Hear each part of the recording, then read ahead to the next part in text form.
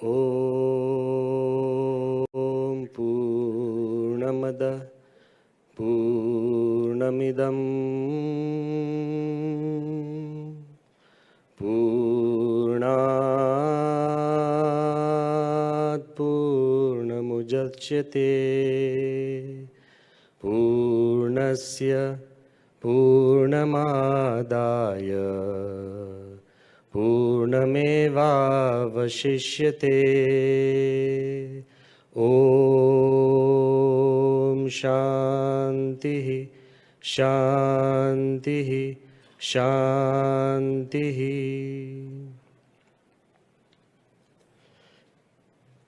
In the divine presence of Bhagavan Swaminarayan, in the equally divine presence of my Guru Hari, Pramukh Swami Maharaj, Guru Hari Mahan Swami Maharaj, in the most revered presence of His Holiness Shri Shri Ravi Shankar Ji, whom I respect very deeply, and in the deep spiritual presence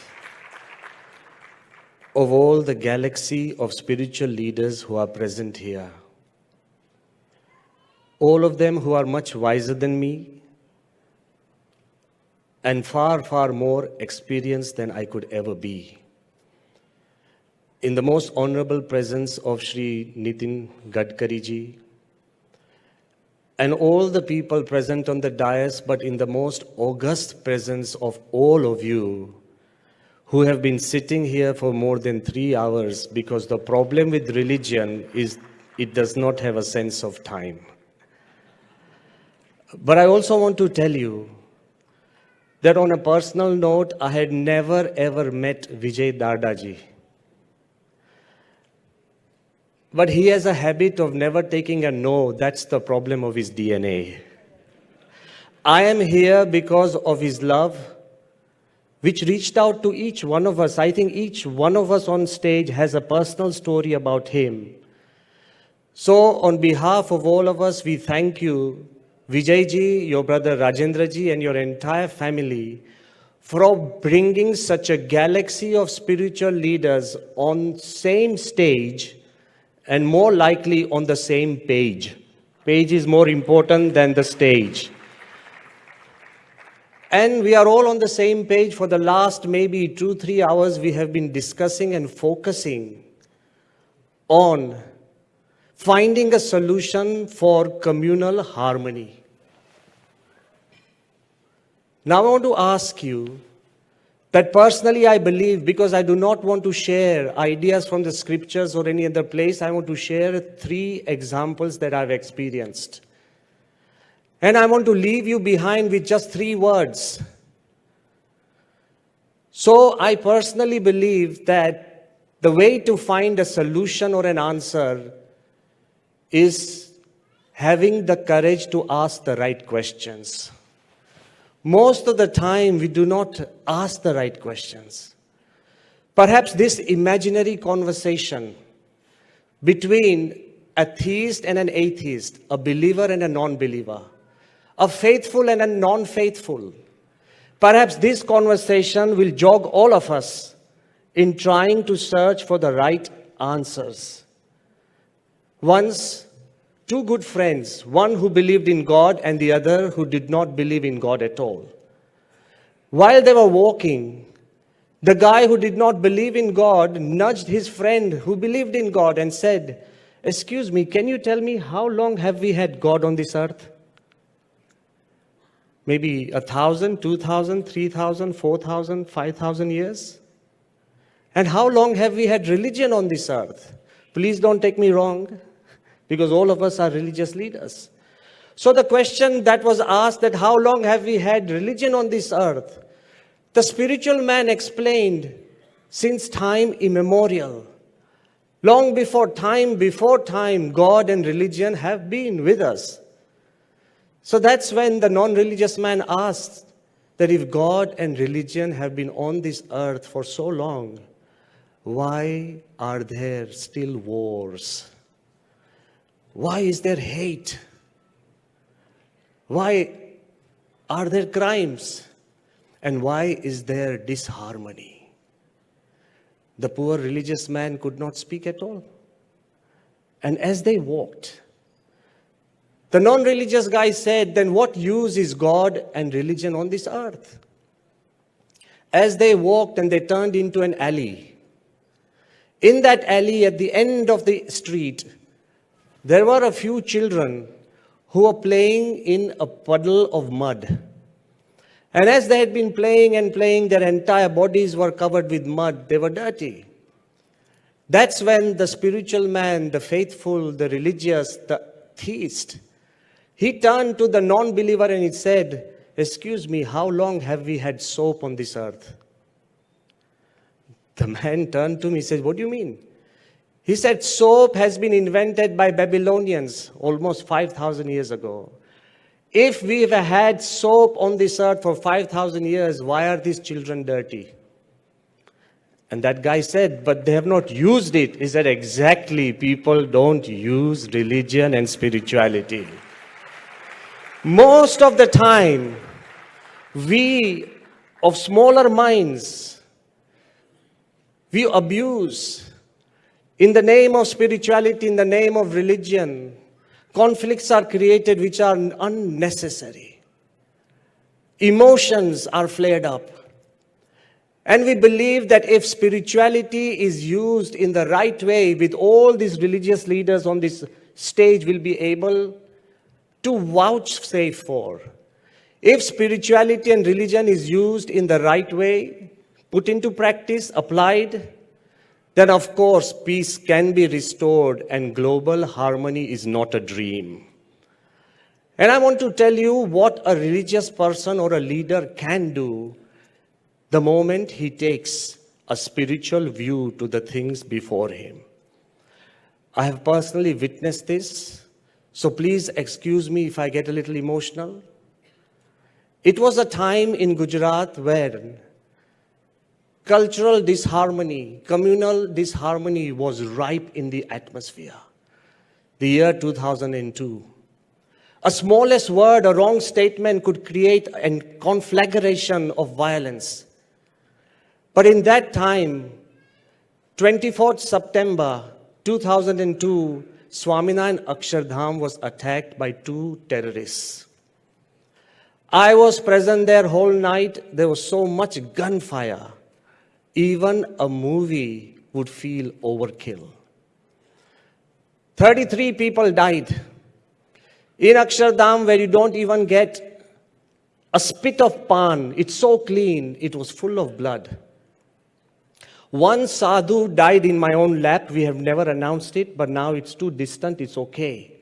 One sadhu died in my lap. I still sometimes hear his voice.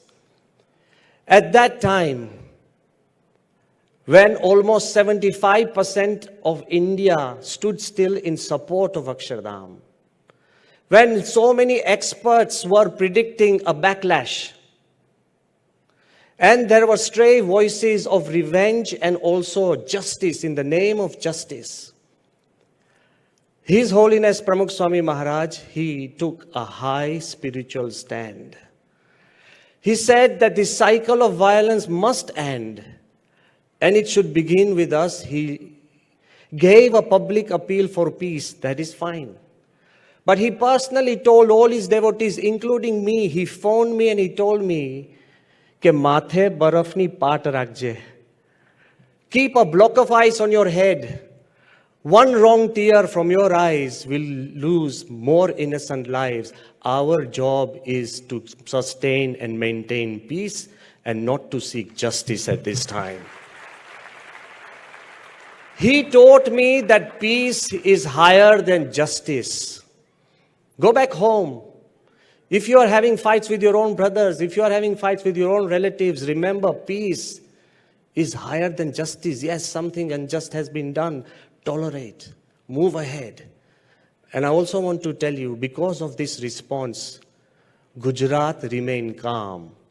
And internationally, in any anti-terrorist conferences, a new word has been coined, the Akshardham response, how a spiritual leader can sustain calm and create peace even in times of turmoil.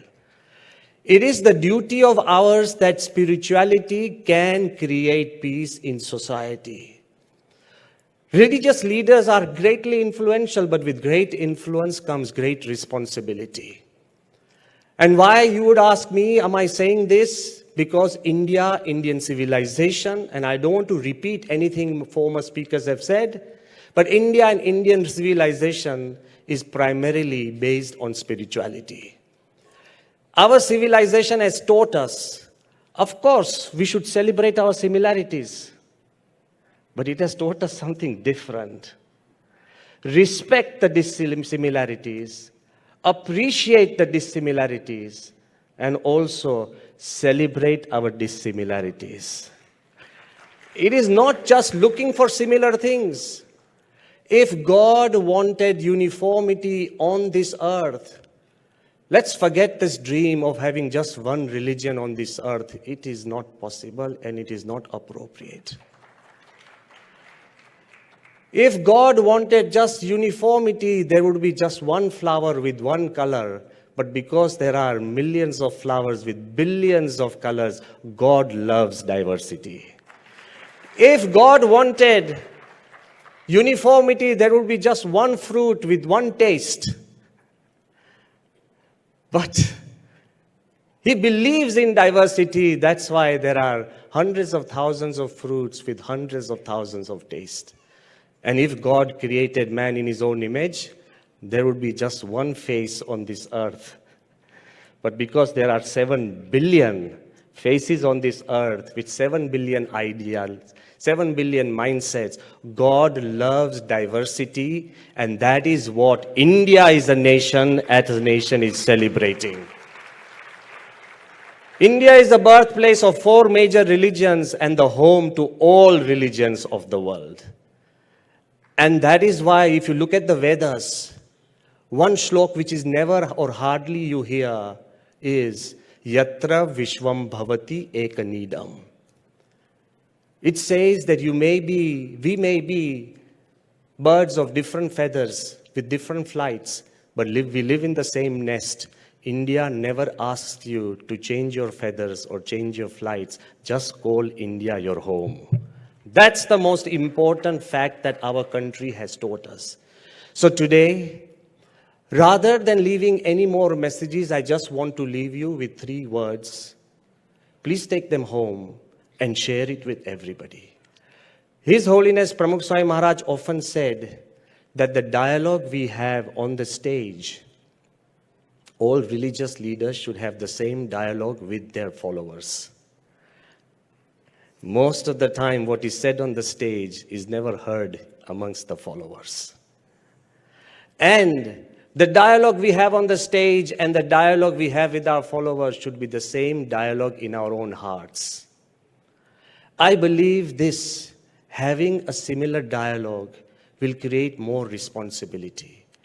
His Holiness Mahant Swami Maharaj often says that when it comes down to unity or harmony, it is not what the world should do, and it is not what we should do. It is what I should do. It is a personal sacrifice that you and me have to make. And these 3 words will summarize the personal sacrifices that all of us have to make. The first word is love, so common. And I believe nobody can better explain love than His Holiness Sri Ravi Shankar Ji. Because he once told me that love is like a flower. It does not choose that I will only give fragrance to this person and that person or this person. Even if you crush a flower, it still leaves you with fragrance. That is love.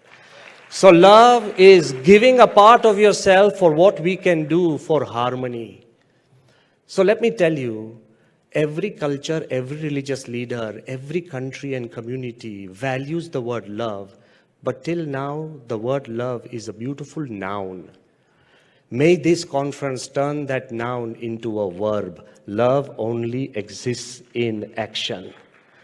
In our expressions, in our feelings, how far you are ready to go to reach out to somebody. And in the way we give and forgive. Let me leave you with an example which is important. That of course, as a religious person, I still visit different places of different religious sites. But one thing that really stunned me about Pramukh Swami, in 1999, we had gone to Israel. He asked that let us go to the Wailing Wall, the precious place of the Jews. We all went. I went as a tourist. I wanted to know, so I read everything up. I'm a sadhu. Still, I wanted to know about the culture. But when Pramukh Swami went there, he saw so many Jewish people kneeling and inserting folded papers in the cracks and the crevices of the wall. So he inquired, what are they doing? And somebody said, Swamiji, they are writing their prayers and then folding them into this piece of paper and then putting it in the crevice of the Wailing Wall so God would hear those prayers. Very gently, Pramukh Swami picked. I was shocked, I'm telling you honestly. He picked a yellow flower and silently he put it in the crevice of the Wailing Wall. Then after some time, he picked another yellow flower and put it in another crevice. In the afternoon, I could not resist and I said, Swami, of course it was some Hindu place, maybe you would have prayed, but what prayers did you do? Do you know what he told me? That the first flower I placed, I prayed to God that may all the prayers which have been said here, may they be answered. So then I asked him that what was the second flower for? He said, may all the prayers that will be said henceforth, may they be fulfilled. He completely changed my attitude to a religious place of another religion. It has to be not just respected, it has to be adored, and it has to be prayed before. That will generate so much harmony when you reach out to people. Love should not be just limited to our own followers. They should reach out. And one of the greatest friendship that I would like to quote, because I'm a witness, take two people of different religions, of different education. Remember, even before when I speak to you, everything divides on this earth. Country divides. Language divides, words divide, our food divides, our clothing divides, even our beliefs, opinions, and philosophy divides. But amongst this division, we have to mature ourselves and transcend these divisions and unite. That is humanity. A friendship which I would like to mention very quickly, that Dr. APJ Abdul Kalam was hailing from Islam. His Holiness Pramukh Swami Maharaj was a spiritual leader of the Hindu Dharma. Kalam did not understand a word of Gujarati and Pramukh Swami could not speak a word of English. Kalam had PhDs from 46 universities. Pramukh Swami had hardly cleared the 7th standard in Gujarati. Kalam was constitutionally the President of India. And as sadhus, I don't think we have a position in the Constitution of India. Gadkariji, no problem, we don't need a position. But constitutionally, we do not have a position. Kalam was the inventor of the missiles. Pramukh Swami had invented nothing. And yet, they became the best of friends when Kalam said, my ultimate teacher was His Holiness Pramukh Swami Maharaj. Two religions can get together if you transcend the differences that divide us. So first, the word love. Sacrifice your little self to reach out and love others. The second word is laws, L-A-W-S. I think we need laws to help us spiritual people to spread harmony. I have just come from the UAE. They have not just given us a place to make a temple, but to safeguard everything in 2015, they created an anti-hate, anti-discriminatory law. If anybody, mark my words, if anybody Does a message, a WhatsApp, a simple email that denigrates, defiles, ridicules, mocks any religion, religious places, or religious person, they would be jailed, fined, or in extreme cases, banished from the country. If they can do that to create more harmony, surely in a simpler way, on a more gentle way, we are a civilized society. Let us create our own laws and disciplines that will generate harmony if we think that is the need of the hour. So that is the second word, please remain. Create laws for your own self, that I will not do it. You don't need the government to create a law. Love, create laws for yourself to actually desist and discourage disharmony.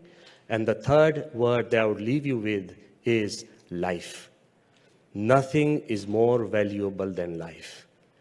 We personally believe that Indian culture has shown us the way to respect life as a whole, not just human life, but animals. Not just animals, but even the vegetation. Environment itself is life for us. Let us reach out and create a lifestyle that does not damage anybody, either through our word, thought, or deed. When we generate that ideology where life is celebrated, I believe love, laws, and life, above all, is the sanctity of life.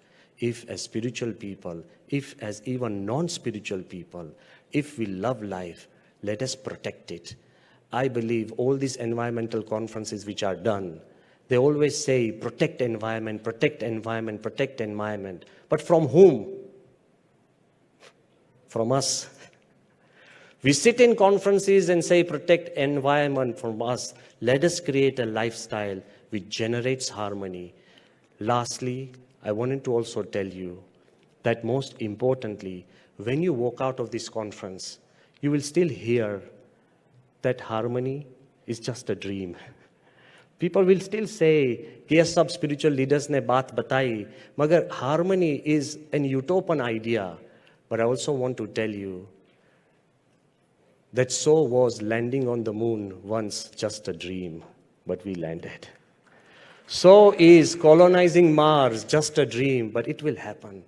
So was space tourism just a dream, but it has happened. And I want to tell you, what's wrong in believing in a dream? If we stop believing in dreams, we will stop living. As a proof of dreams being fulfilled, I'll leave you with the last idea, which is so close to my heart, which has been blessed by His Holiness Sri Sri Ravi Shankar Ji and so many of you, that for 100 or more years, a mandir in Abu Dhabi was just a dream.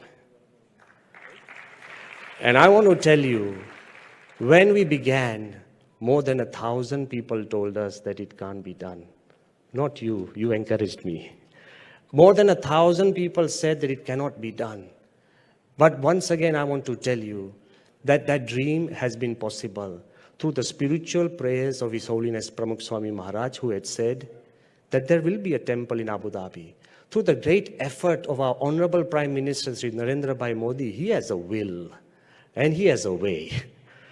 And because of his will and his way, and through the generosity of His Highness, the Crown Prince of Abu Dhabi, Sheikh Mohammed bin Zayed Al Nahyan, who had the heart to give not just 2.5, not just 5 acres, then 13.5 acres for the first traditional stone Hindu mandir in the history of civilization. But it did not end there.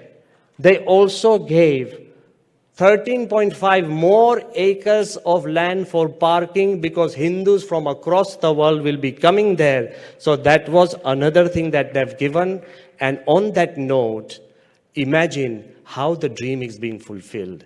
Imagine a Muslim king donating land to a Hindu temple where our lead architect is a Christian Catholic, where our structure designer is Mr. Kong, a Buddhist, where our project manager is a Sikh, Sardarji Jaspir Singh, where our contractors are Parsis, Shapurji Palanji, and where our chairman, comes from a Jain family, Ashok Koteja.